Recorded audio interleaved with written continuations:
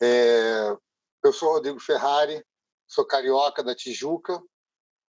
Comecei a trabalhar com livros em 1992 na livraria da Zibal e era um estudante de história, sem muita vocação. Comecei a trabalhar na livraria e acabei me encontrando, e a partir de então fiquei alguns anos na Dazibal e depois criei a Folha Seca junto com a Daniela Duarte, que é uma grande amiga e hoje é editora do Grupo Companhia das Letras.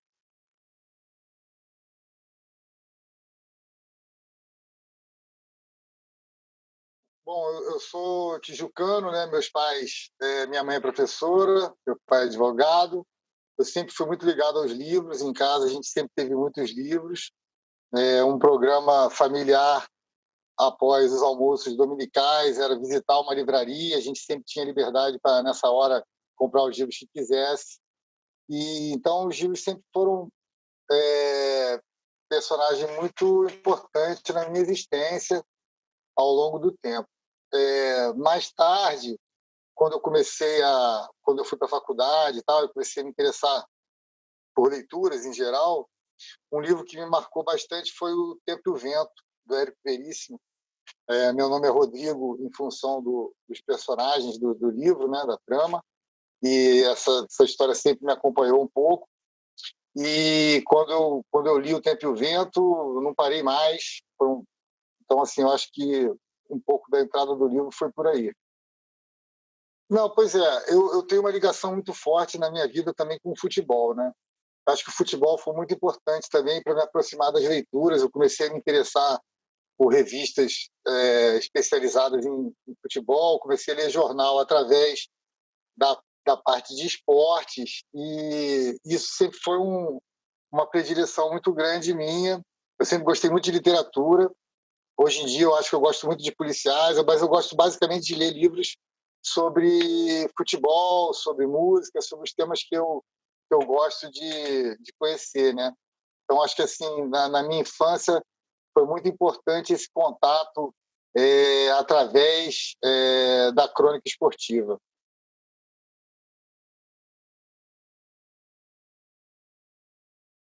Bom, eu sempre fui muito ligado aos livros, mas realmente na minha família não tem tradição comercial. Eu fazia história, mas sem muita vocação. Gostei muito de fazer o curso de história, porque foi uma formação muito importante, mas realmente não tinha vocação nem para ser professor, nem para ser pesquisador. E num desses momentos de indecisão, de definir para uma carreira e tal, em 1992, como eu comentei, eu soube da existência de uma vaga, a Livraria da Zibal, que foi uma livraria muito importante aqui na história da cidade, estava abrindo uma filial em Botafogo. Ela tinha uma loja emblemática em Ipanema, né? E, e ela abriu uma loja em Botafogo, eu fiquei sabendo disso, me candidatei e fui contratado. A partir daí, fui me envolvendo cada vez mais com o trabalho da livraria. Já estava bem desiludido com a faculdade, achava que realmente não era isso que eu queria fazer, e resolvi, cada vez mais que eu ia me envolvendo com o trabalho na Dazibal, resolvi largar a faculdade e já tinha expectativa de um dia ter a minha livraria, embora isso fosse um sonho um pouco utópico mesmo, porque não, justamente como eu comentei, nunca tive tradição familiar. Eu acho que isso faz muita falta na minha formação, inclusive.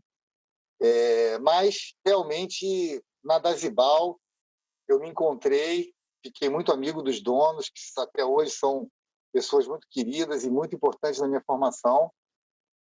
Lá na Dazibal de Botafogo, rapidamente eu acabei tendo certa liberdade, até uma liberdade muito bacana, porque funcionava como se fosse a minha livraria, mas sem as atribuições e as responsabilidades que tem um dono de comércio, né? Então eu tinha carta branca, e nessa época, por conta da ambiência da livraria, que uma experiência muito legal, você poder frequentar um espaço de livraria trabalhando, ou enfim, Mas, por conta dessa vivência e por conta do meu temperamento também, eu fui conhecendo muita gente importante, muita gente ligada a, a, a esse universo, né? E fui me envolvendo cada vez mais. Na própria Dazibal de Botafogo, eu já criei uma sessãozinha que eu chamei de Temas Cariocas, em que nessa sessão eu colocava livros sobre futebol, sobre música, sobre arquitetura, sobre culinária, e tendo como pano de fundo a cultura carioca, mas também colocava sobre futebol de São Paulo, sobre, enfim, sobre a Dorina Barbosa, enfim, não era uma coisa totalmente fechada. E aí, enfim, nessa época eu já comecei a acalentar essa vontade de ter a minha livraria, e que quando eu tivesse essa livraria ela seria totalmente dedicada a esses temas que eu imaginei chamar de temas cariocas, que é uma, uma especialização super abrangente. A gente pode brincar em muitas vertentes dessa especialidade, né? Inclusive, por exemplo, na Folha Seca eu tenho muitos livros sobre a questão da cidade em geral, não só a cidade do Rio, mas, enfim. E aí, na Dazibal, eu me encontrei em 95. Eu tive a minha primeira experiência editorial, ainda não tinha Folha Seca. Eu fiz junto com um amigo chamado Egeu Laus, um designer muito importante aqui da cidade também, uma revista, um fanzine totalmente dedicado ao choro. Isso foi em 1995. Esse fanzine teve 6 edições, durou até 97. Coincidiu com um momento muito importante. Em 97 foi comemorado o centenário do Pixinguinha. E no dia 23 de abril, que é o dia do nascimento dele, a partir de 97 passou a ser o dia do choro, o Dia Nacional do Choro. Então, a revista coincidiu com esse momento de efervescência, então ela teve uma importância muito grande. A partir da revista, eu tive contato com muitas pessoas ligadas ao choro, e isso foi muito importante na hora que eu implementei a Folha Seca anos depois. Tem uma história, então, e isso é engraçado também, porque muito antes de eu ter a livraria, eu já tinha essa ideia de que ela teria essa especialidade e que ela se chamaria Folha Seca, porque, como eu comentei, sou muito ligado ao futebol, né? E Folha Seca é o nome do chute do Didi, foi um jogador da seleção brasileira, muito ligado ao Botafogo. E a Folha Seca do Didi, e também tem as folhas secas da música do Guilherme de Brito, com o Nelson Cavaquinho, Sava, seriam os temas cariocas, né? E óbvio que realmente esse nome é muito feliz, eu sempre achei, e todo mundo concorda com isso, né? Eu estava vendo agora recentemente, eu sou muito amigo de um músico carioca e brasileiro chamado Pedro Amorim, que é um músico muito importante, que acompanha a minha trajetória, a gente é amigo há muitos anos, né? E eu achei um CD dele dedicado a mim, de 1996, em que ele fala na dedicatória que estava na expectativa da Folha Seca. Então, fui pensar, pois foi maio de 96 e a gente só montou a livraria na virada de 97 para 98, ou seja, realmente eu já tinha essa ideia há um tempo, né?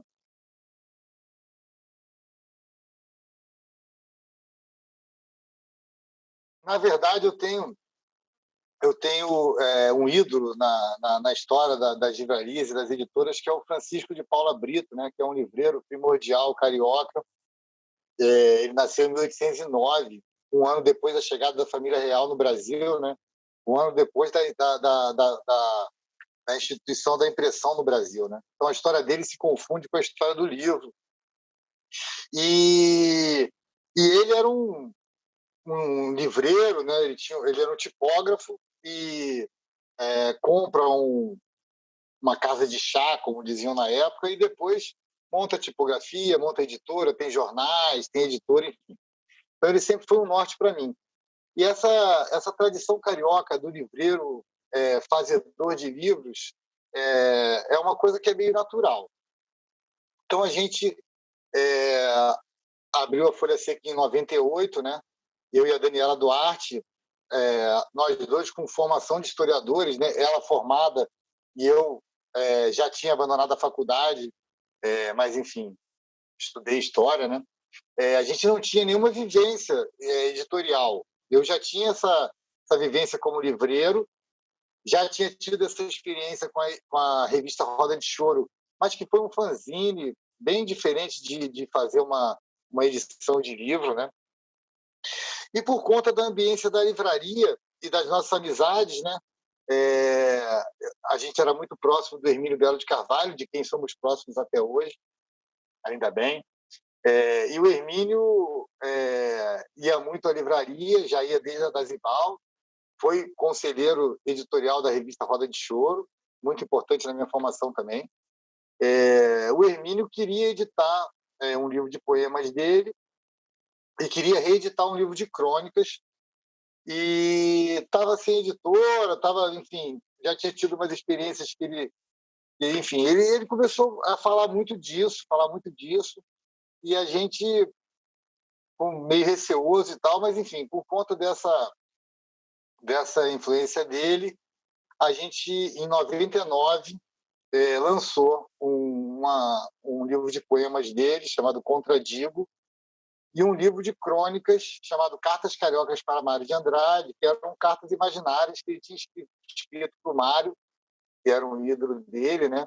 E nessas cartas ele comenta a cultura brasileira, era um livro que eu adorava. Foi um livro, inclusive, que quando ele foi lançado em 94, por conta do lançamento do Cartas Cariocas, eu fiz um contato com o Hermínio, não o conhecia pessoalmente, mas ele já tinha sido amigo dos meus pais, porque os meus pais, na época do Rio, também conheciam muitas pessoas ligadas à música popular, e quando eu tinha 5 anos, teve uma festa na minha casa que foi a Clementina de Jesus, o Cartola, o Ciro Monteiro. Essa é uma história na minha família que é tradicional, assim, desse momento, né?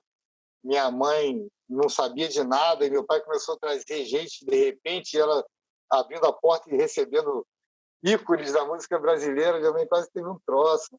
Enfim, essas histórias permeiam um pouco a minha vida.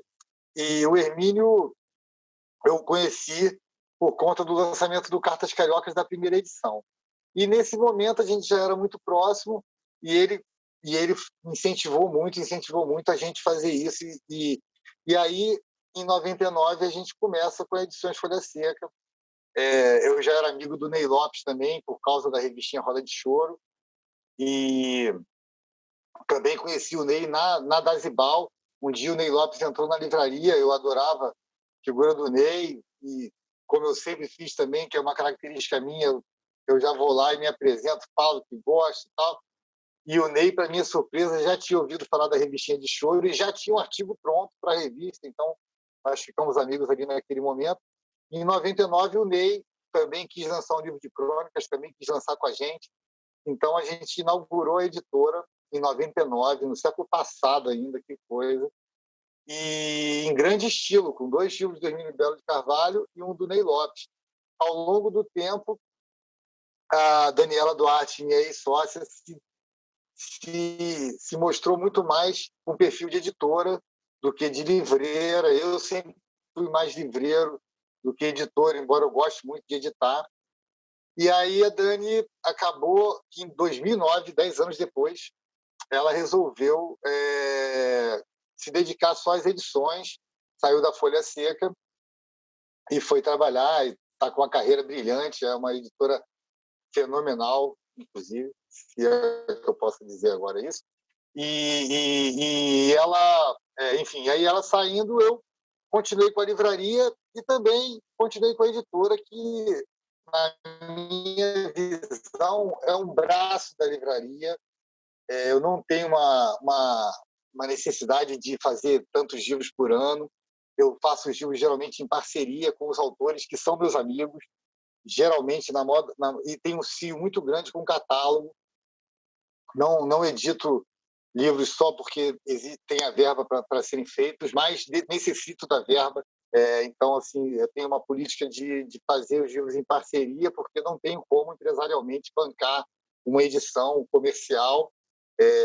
Não tenho local de estocagem, tenho todas as dificuldades, mas, por outro lado, tenho todas as vantagens que essas desvantagens podem trazer. Então, a gente acaba fazendo os livros mais artesanalmente. Eu raramente faço baixas tiragens. Eu acredito que a única forma de baratear o preço do livro é aumentando a tiragem, embora, obviamente, a gente tenha um custo com isso, porque tem que ter estocagem. Enfim, eu penso o livro dessa forma. Acho que o livro só existe se dele foram feitos mais de 500 exemplares, pelo menos. O livro tem que circular. Nem todos os livros vão ser lidos na hora que forem feitos. Então, assim, para o livro existir, eu acho que tem essa demanda. Então, a editora foi também uma situação parecida, eu acho, com a livraria, né?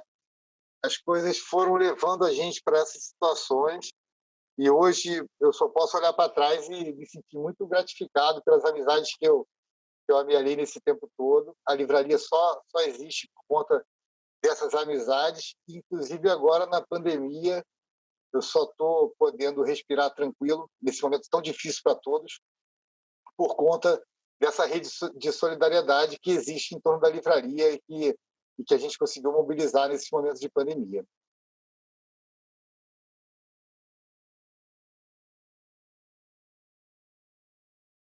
Isso é uma experiência bem interessante. Na verdade, aí continuando a história, eu era funcionário da Dasibal, né, de Botafogo, vivi essa experiência editorial com a revista de Choro, e nessa época, um pouco antes, a Dasibal tinha aberto uma filial também no Paço Imperial, que é um prédio histórico da cidade do Rio, muito importante, fica na Praça 15, um prédio com muita história.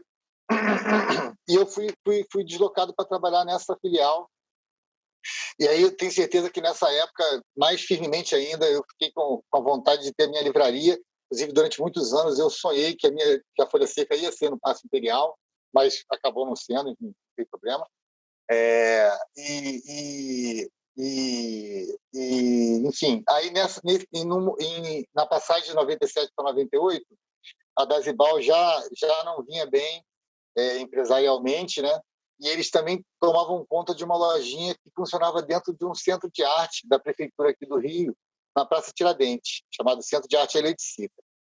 Essa lojinha não tinha, o centro de arte não tinha uma atividade cultural muito regular, fez grandes eventos, mas não tinha uma regularidade, e eles iam entregar a loja e eles sabiam da minha vontade de ter uma livraria.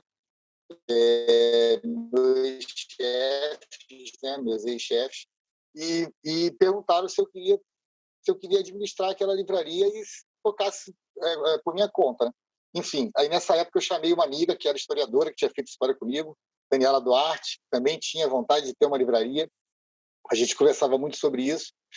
E eu falei, bom, pintou essa oportunidade, vamos ver como é que vai ser, e fomos, foi muito bacana. Era uma lojinha muito pequena, dentro desse centro de arte, que, coincidentemente, quando a gente chegou, também teve uma mudança de administração e passou a ter uma efetividade cultural mais regular, né? E foi muito bacana. Então, a gente, em 98, começou com a Folha Seca, mas ela tinha essa característica de ser dentro dessa instituição.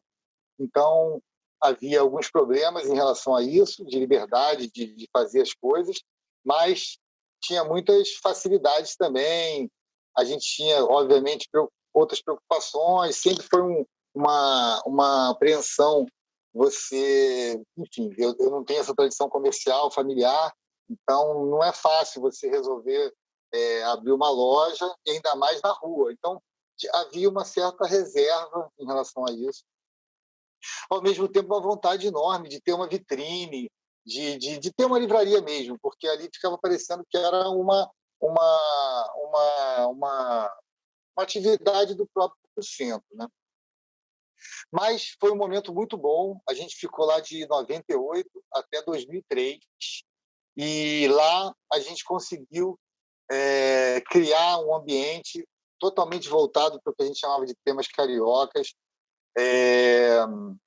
A gente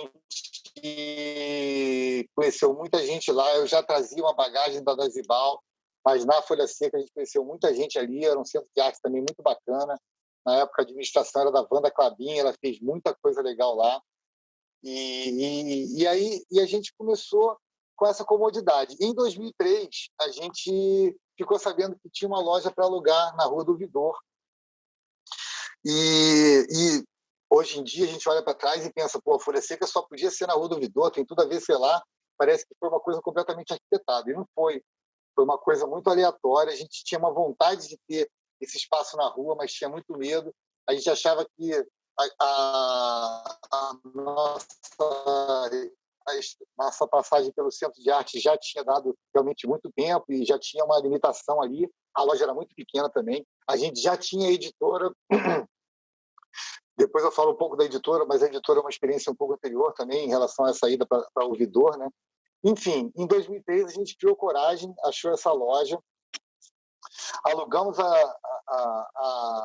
estabelecimento lá na Rua do Ouvidor 37 e foi um barato, porque é um prédio, é uma loja que tem história, é um prédio centenário, mais que centenário.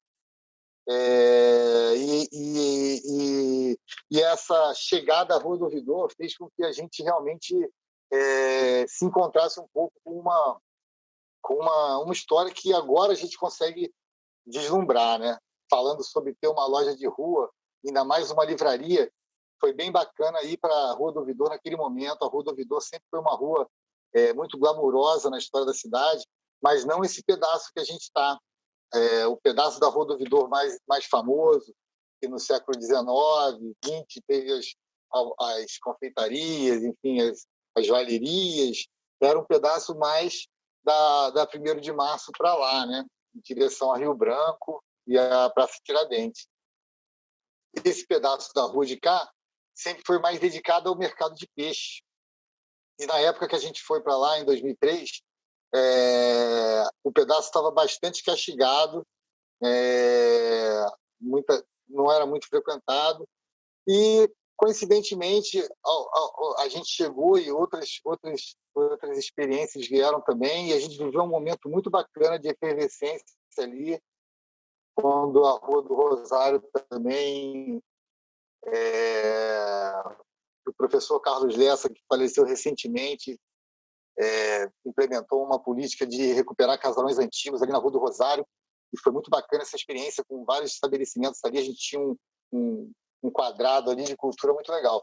Isso, de uns tempos para cá, já mudou, mas foi bem importante essa experiência e está sendo ainda, e espero que seja por muito tempo, de ter uma livraria de rua aqui na cidade do Rio de Janeiro. Então, é necessário, eu acho, que a gente crie essa política do livro, a política do preço do livro, né, do preço único, que a gente sempre batalhou, porque isso vai proteger esses pequenos comércios que não tem como a gente competir em volume de venda com uma livraria que é 10 vezes maior que a nossa. Isso aí não tem como mesmo, entendeu?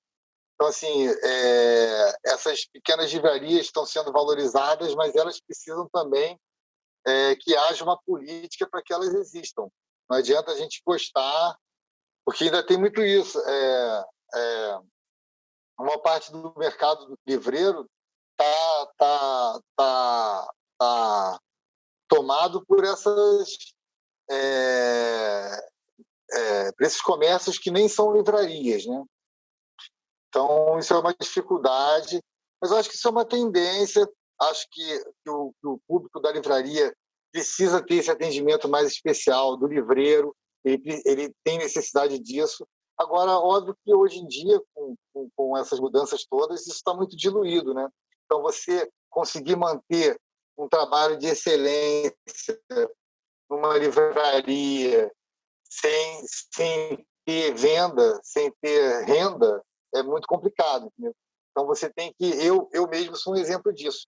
Se eu não ficar fazendo um espetáculo na porta da livraria, a minha renda cai. Então, assim, se eu não botar uma roda de samba, se eu não botar um engolidor de fogo, sabe, essas coisas assim, não fizer uma coisa pirotécnica, dificilmente eu vou conseguir sobreviver, vou conseguir competir. Eu não tenho preço para competir com as livrarias virtuais. Eu tenho um pequeno negócio com um funcionário, E falo isso sem nenhum, sem nenhum falo isso com gosto, porque eu não queria ter uma empresa com 300 pessoas e ficar ali. Eu quero ter essa tranquilidade, eu quero receber as pessoas na minha livraria. No fundo, eu me sinto um privilegiado de trabalhar com um acervo que eu posso falar sobre ele, que eu conheço, porque são livros que eu gosto de ler, e, ao mesmo tempo, conviver com pessoas que são pessoas que gostam disso, entendeu? Então, assim, resisto muito em buscar um crescimento territorial. Acho que isso foi uma coisa que acabou resultando no fim da Dasibal, né? Porque uma coisa é você se estruturar empresarialmente para crescer territorialmente. Outra coisa é você tentar manter as características de uma livraria de rua, de afeto, onde funciona essa coisa mega, entendeu?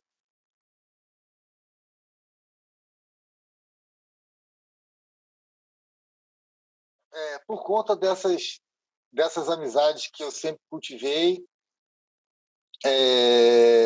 por conta da ambiência da livraria também, né?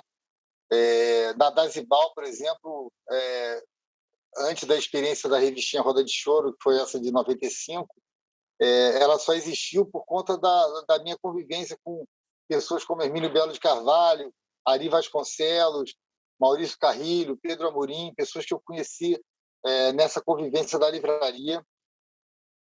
Então, por conta dessas amizades e por conta das minhas predileções também, eu sempre gostei de organizar rodas de choro, organizar rodas de samba, e isso sempre acabou sendo eu não diria nem que eu fiz isso como um atrativo, a gente faz isso porque a gente gosta de se divertir.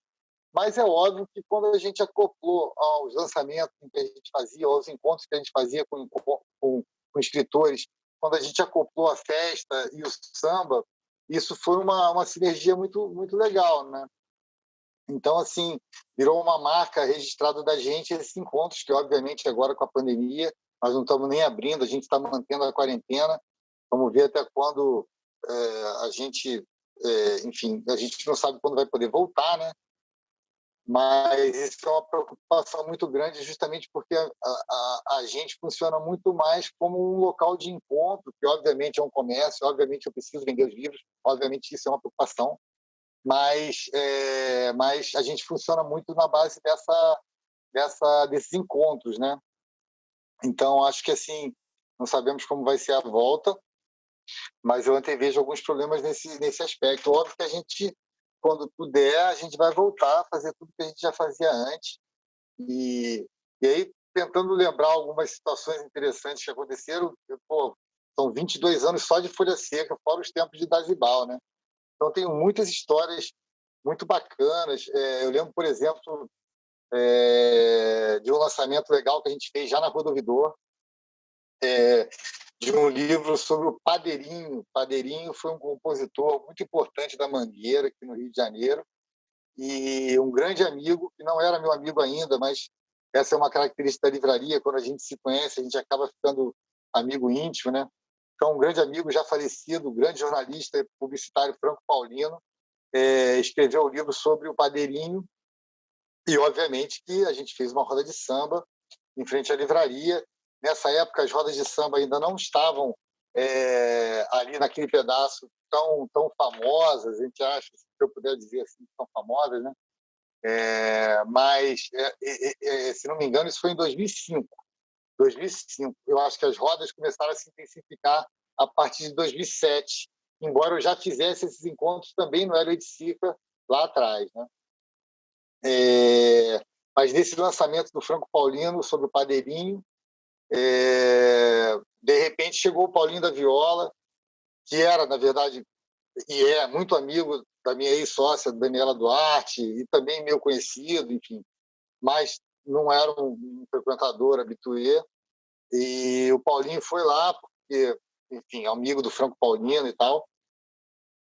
E foi muito bacana, porque todo mundo começou, puxa o Paulinho, e o Paulinho, pô, gente, eu vim aqui para o lançamento, a noite hoje é do meu amigo Franco, as pessoas queriam meio que falar com ele e tal, e ele, bem no seu estilo, dizendo que ele tinha ido ali por conta do lançamento, e, enfim. E aí começamos a fazer a roda ali fora e ninguém falou nada com o Paulinho. O Paulinho tá ali. Aí, dali a pouco, o Paulinho vem, tá ali e tal.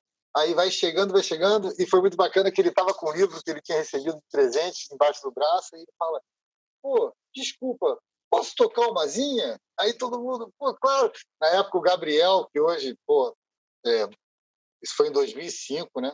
15 anos, puxa. O Gabriel hoje é muito conhecido, mas na época era um garoto, um menino. O Gabriel da Muda, que depois fez o Samba do Ouvidor, ali em frente, começou em frente à Folha Seca, e depois criou Asas. Isso é outra coisa muito bacana. Na verdade, eu não sou um promotor de rodas de samba. Eu faço isso porque são os encontros que eu gosto de fazer com a minha família, com os meus amigos. Mas e saber que essas rodas que começaram espontaneamente, despretensiosamente, e deram frutos e se fortificaram e viraram outras coisas, viraram movimentos culturais da cidade, isso também é um lance muito legal que surgiu dessas iniciativas, né? Mas voltando, Paulinho, bem na sua característica, pediu para tocar uma música, e aí tocou a música que ele queria, aí começaram a surgir pedidos e tal, aí ele olhou e falou assim: pô, desculpa, deixa eu tocar essa outra que eu quero também. Enfim, essa história eu acho que é muito emblemática de como as pessoas se sentem ali na rua, e eu quero sempre contá-las, e acho que realmente elas merecem ser conhecidas. Então, o que eu acho mais bacana de destacar é que tem muitas histórias, tem histórias que parece que foram roteirizadas, que foram escritas antes de acontecer, mas o grande barato é que tudo sempre foi muito espontâneo, entendeu? Então, por exemplo, eu posso destacar várias situações. O dia em que a Beth Carvalho foi à livraria, tem 1.000 relatos na rede, enfim. A Beth passou o dia inteiro lá e foi um barato. Aí o Moacir Luiz chegou, eles ficaram cantando dentro da livraria, pessoas passaram e entraram. Até hoje tem uma pessoa que eu acho que é do Paraná, que quando vem ao Rio de Janeiro vai à livraria e fala: pô, uma vez eu passei por aqui e estava a Beth Carvalho e o Moacir Luiz cantando, eu entrei, fiquei sentado ali na escada, fiquei ouvindo, foi um barato.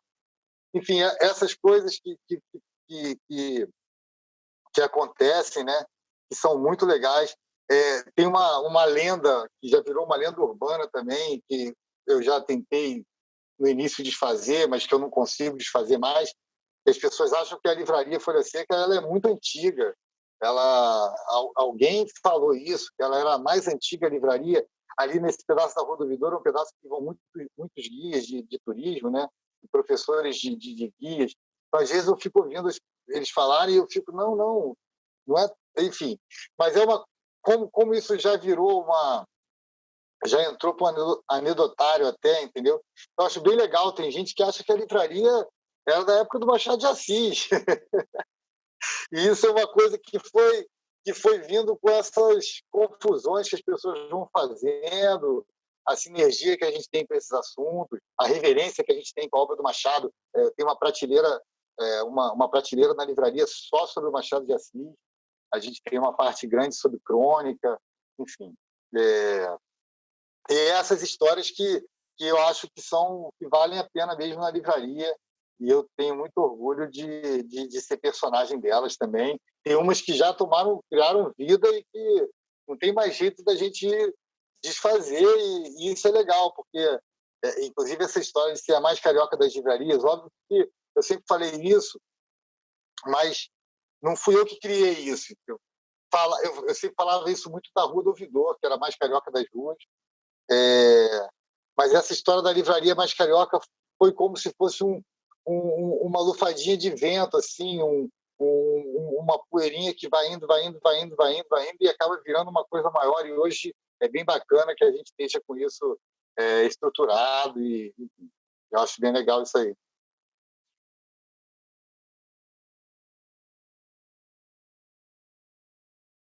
É engraçado isso, porque eu acho que tem uma dicotomia muito grande entre o livreiro e o comerciante, né?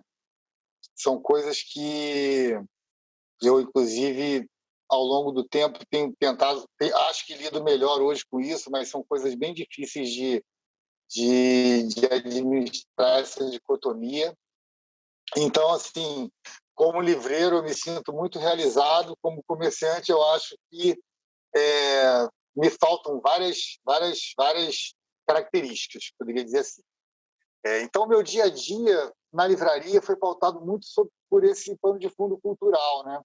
Então, nessa primeira fase em que eu era funcionário de uma livraria, era muito cômodo. Óbvio que eu estava sempre preocupado com a venda. A livraria funciona se estiver vendendo, isso é fundamental. Mas até por conta da especificidade da Dasibal, isso não era apenas isso que preponderava, né? Então, isso te dá uma liberdade muito grande, às vezes, enfim, na hora de escolher o teu acervo, na hora de ver como é que você vai expor os livros. Então, assim, essa experiência do dia a dia na livraria, para mim, sempre foi muito bacana. A gente chega na livraria com a ideia de fazer várias coisas práticas e muitas vezes isso é abandonado logo no primeiro momento por causa de uma pessoa ou outra que chega e demandas que surgem. Eu lembro também de uma situação muito bacana, que eu sempre guardo isso. Outro dia eu comentei que assim eu aprendi com o Chico Neiva, que era o livreiro meu formador, né, que era o dono da Dasibal, um dos donos da Dasibal, né? Então, o Chico é um cara muito bacana, muito ativo, né?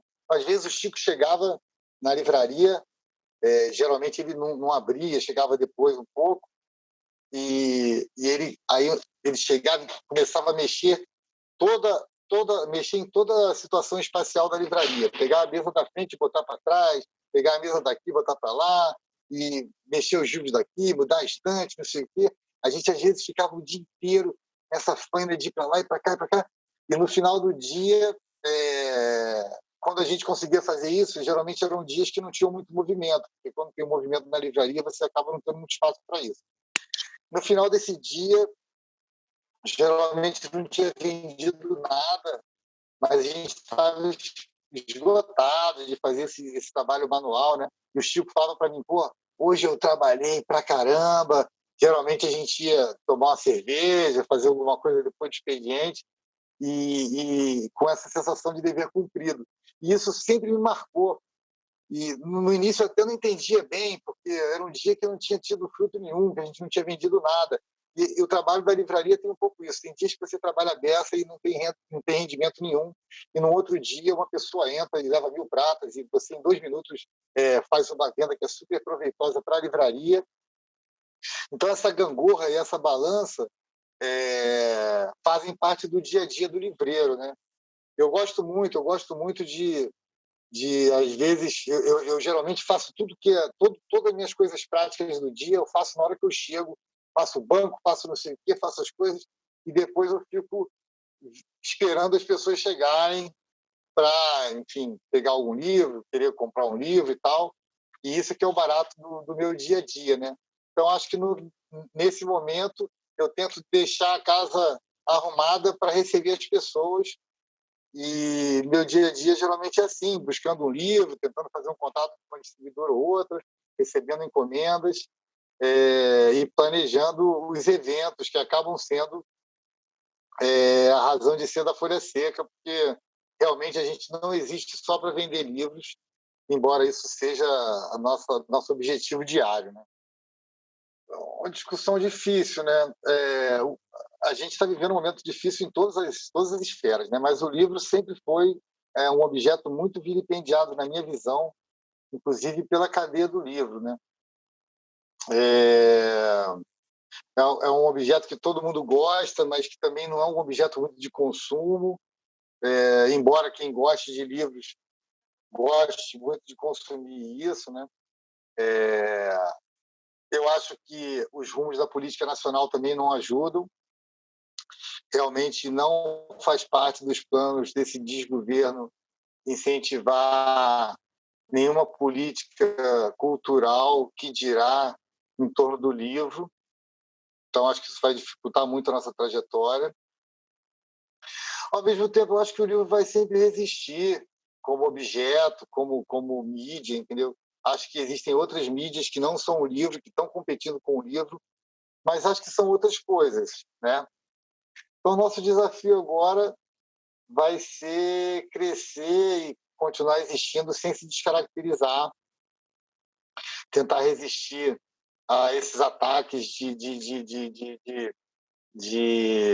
novas mídias mesmo, fortalecer a cadeia do livro. Acho super importante a gente ter em mente que é fundamental para as livrarias que as editoras existam, é fundamental para as editoras que as livrarias existam, é fundamental que as distribuidoras possam trabalhar com o mínimo de condições de sobreviver. A gente fortalecendo essa cadeia do livro, a gente vai conseguir, juntos, superar essas dificuldades.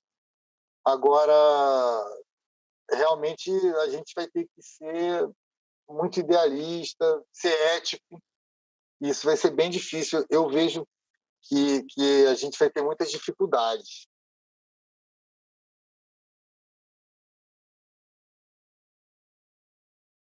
Eu acho que, para que isso acontecesse, né, a gente tinha que mudar os rumos da política nacional, que realmente não tem nenhuma intenção de fazer isso acontecer. Infelizmente, vai ser muito difícil da gente reverter essa situação. Eu acredito que sem políticas institucionais a gente não consegue reverter esse quadro que foi criado na política brasileira. Isso em todos os aspectos, que dirá no aspecto do livro, né? Então, acho assim que, em termos mais diretos, para a gente fazer um país de livros, um Brasil de livros, seria necessário a gente voltar a políticas que aconteceram na época do governo popular, de implementação de acervos, de criação de bibliotecas municipais. A gente tem um time muito bom no Brasil. Eu não posso falar muito dos outros estados, mas aqui no Rio de Janeiro eu conheço muitas pessoas ligadas à gestão cultural e poderiam fazer um grande trabalho nesse aspecto, né? Poderia citar Lia Baron, Alexandre Pimentel, Vera Saboia, Daniele Bernardino, meu querido amigo que faleceu ano passado muito precocemente, Écio Salles, criador da FUP, o Júlio Ludemir, que é parceiro do Écio, muito, muito ativo e muito importante aqui. Enfim, a gente tem um cenário que poderia ser, se houvesse vontade política de construir um Brasil de livros. Acho difícil que, se a gente não reverter a situação política, a gente consiga implementar essa situação.